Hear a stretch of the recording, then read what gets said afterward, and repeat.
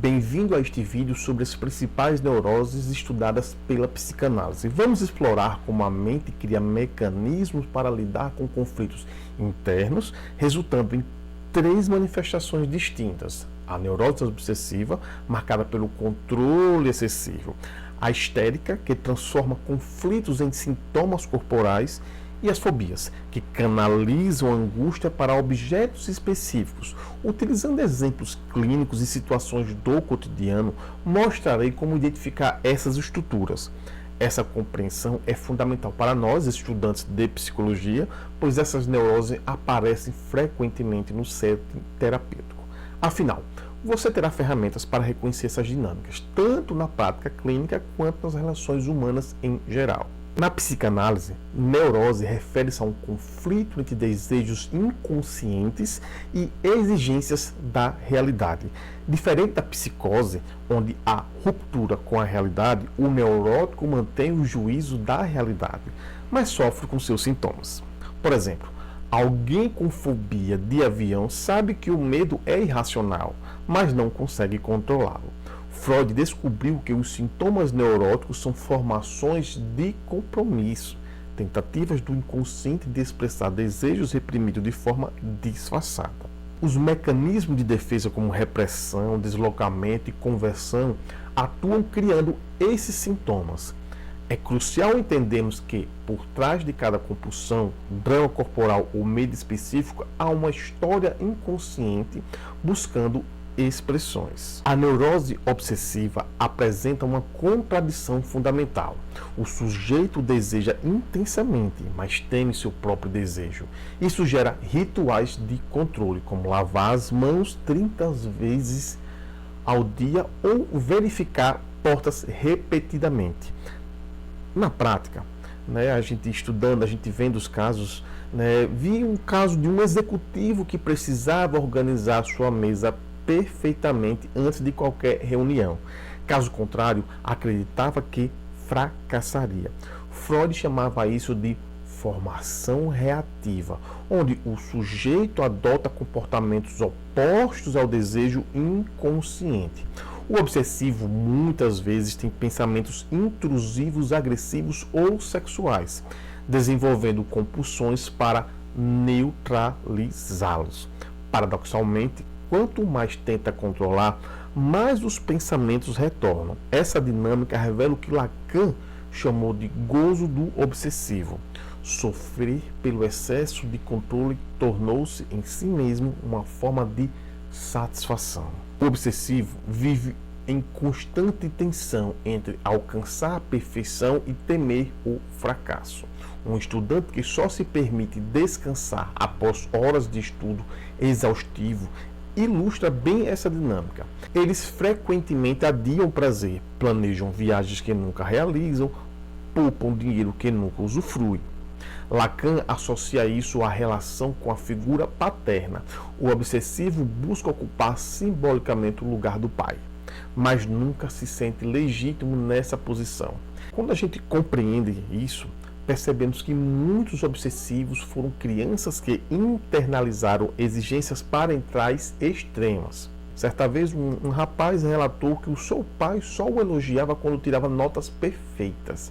Hoje, adulto, continua buscando essa aprovação impossível através do trabalho excessivo. A neurose histérica, cujo nome vem do grego histera, útero, transforma conflitos psíquicos em sintomas corporais sem base orgânica.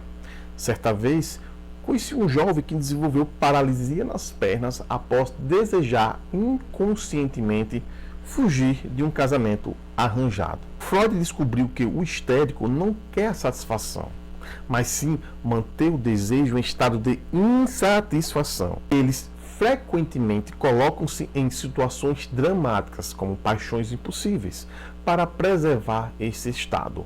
A relação com o outro, com O maiúsculo, é central. O histérico demanda que o outro parceiro, o terapeuta, decifre seu desejo, mas rejeita qualquer resposta concreta. Um exemplo clássico é o paciente que seduz o analista, mas quando este interpreta, ela recua, dizendo que Não é isso que quero. O sujeito histérico constrói sua identidade a partir do desejo alheio. Um caso marcante foi de uma bailarina que abandonou sua carreira promissora para seguir o estilo artístico do marido, apenas para depois cobrar reconhecimento por esse sacrifício. Os sintomas de conversão, como paralisia, dores ou perda de sensibilidade sem causa médica, são a marca registrada dessa neurose. Freud tratou de Anna O, que desenvolveu tosse nervosa após reprimir a raiva do pai doente. A estratégia histérica é manter o desejo insatisfeito. Eles escolhem parceiros indisponíveis ou situações impossíveis. Lacan destacou que o histérico pergunta constantemente: o que sou para o outro? Buscando um reconhecimento que nunca se completa. A histeria coloca em cena o enigma da sexualidade. Certa vez, um conhecido me confessou: não sei se sou feminina demais ou de menos. Essa angústia reflete o que Freud chamou de narcisismo fálico. O histérico investe em atributos valorizados pelo outro, mas nunca se sente completo. Nas mulheres, isso pode manifestar-se como excesso de sedução seguido de rejeição. Nos homens, como necessidade de provar constantemente sua virilidade. Lacan ligou isso à não relação sexual. O histérico encena justamente a impossibilidade de uma complementaridade perfeita entre os sexos. Em casos clínicos, vemos mulheres que desenvolvem sintomas ginecológicos sem causa orgânica, ou homens com impotência psicogênica, todos questionando o que significa ser homem-mulher. Na psicanálise, a fobia não é simplesmente um medo, mas uma solução encontrada pelo psiquismo para lidar com angústias profundas. O caso do pequeno Hans, estudado por Freud, mostra como o medo de cavalos substituía o conflito édipo com o pai. O objeto fóbico, seja aranhas, elevadores ou espaços abertos, funciona como uma âncora que localiza a angústia. É como se a mente dissesse: é melhor ter medo disso do que enfrentar o verdadeiro problema. Em adultos, já vi pessoas com fobia de facas que, em análise, descobriu estar relacionada ao medo de sua própria agressividade. A fobia, paradoxalmente, protege e aprisiona ao mesmo tempo. Na infância, fobias como medo do escuro ou dos monstros são normais e transitórios. Fazem parte do desenvolvimento psíquico, mas quando persistem na vida adulta, indicam uma estruturação mais complexa. Enquanto a criança teme o lobo mau, que é a representação simbólica, o adulto fóbico teme um elevador, objeto concreto que condensa significados inconscientes.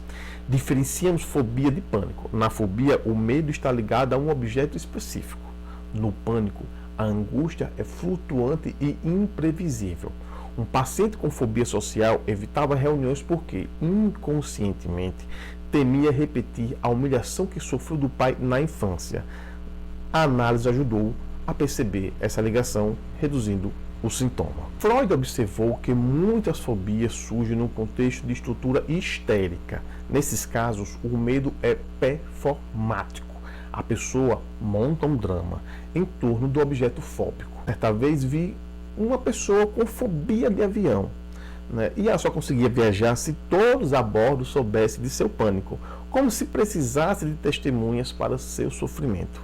Lacan diria que a fobia histérica serve para montar o desejo do outro em suspenso. Se tenho esse medo, não preciso enfrentar outras questões. Então, as clínicas terapêuticas costumam trabalhar na decifração de qual conflito real o sintoma fóbico está encobrindo, muitas vezes ligado à sexualidade ou agressividade reprimidas. Vamos agora contrastar as três estruturas. O obsessivo supervaloriza a lei, devo seguir todas as regras, enquanto o histérico questiona a lei. Por que eu deveria obedecer isso? Nas fobias, a lei é internalizada como proibição. Isso é perigoso. Quanto ao desejo, o obsessivo o adia. Um dia serei feliz. O histérico o mantém insatisfeito. Nada me satisfaz. E o fóbico o desloca. Não é isso que realmente temo. Sintomaticamente, a obsessão se manifesta em pensamentos repetitivos, a histeria em dramas corporais e a fobia em evitamentos específicos. Por exemplo, diante da ansiedade, um obsessivo criará listas de tarefas, um histérico desenvolverá uma dor nas costas e um fóbico evitará lugares fechados. Hoje exploramos como obsessão, histeria e fobias são tentativas criativas, porém falhas, de resolver conflitos psíquicos. Cada estrutura tem sua lógica. O obsessivo controla, o histérico dramatiza, o fóbico evita. Como futuros psicólogos, devemos lembrar que por trás de cada sintoma há uma história singular. Na prática clínica, não tratamos uma fobia, mas a relação única que aquele sujeito estabeleceu com o seu medo. Convido a vocês a refletirem. Onde vemos essas dinâmicas em nossas próprias vidas? Talvez em pequenos rituais, medos inexplicáveis ou padrões repetitivos nas relações. Reconhecê-los é o primeiro passo para transformá-los. A psicanálise nos ajuda e nos ensina que os sintomas são portas de entradas, não obstáculos, e é através deles que o inconsciente nos fala. Se você chegou até o final, por favor, curta, comente, compartilhe, faça com que minha mensagem chegue a mais pessoas. Muito obrigado.